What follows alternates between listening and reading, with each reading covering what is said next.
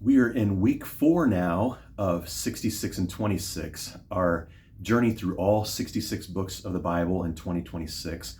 We're back in Genesis, and even though we're very early in the story of the Bible, we are at a major pivot point in God's plan of salvation. We are going from talking about all the nations that are scattering throughout the earth to focus on one man. One guy named Abram.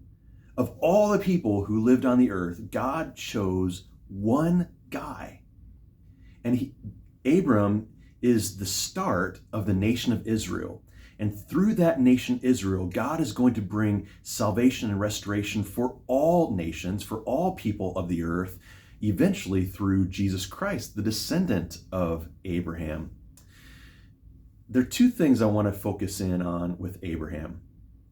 First, of course, his name is Abram at the beginning. He's later renamed Abraham. But here, Abraham is chosen by God, completely by God's grace. There's nothing special about Abram.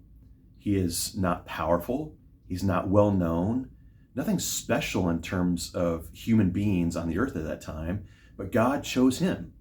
Why him? We don't know.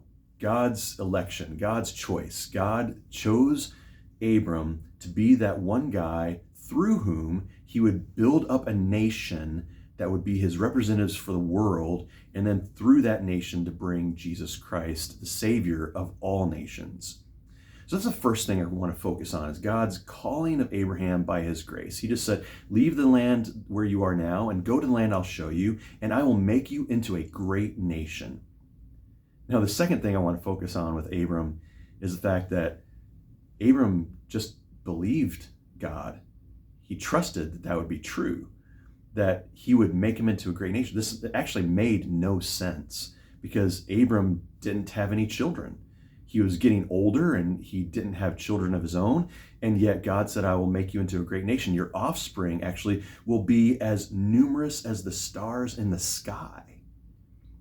And Genesis 15, verse 6 tells us that Abram believed God, and God credited it to him as righteousness. That means that God counted Abram right in his eyes, even though Abram was not perfect. In fact, the chapters we read this week in Genesis, and then many more that we'll read in the weeks ahead, will tell us plainly that Abram was far from perfect. His family after him, far from perfect.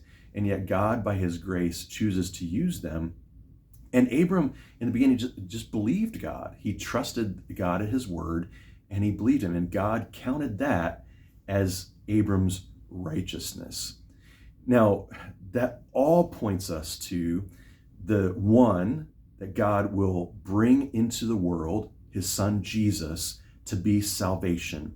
The fact that God pivots from all nations to now focus on this one guy, Abram, is a preview. It's actually a hint of the one man that will be the centerpiece of all the world and all the world's history, and that is in Jesus Christ. And we trust God, just as Abraham trusts God at his word. We trust God that he has salvation for us in this one, Jesus, the Son of God, who gave his life for us.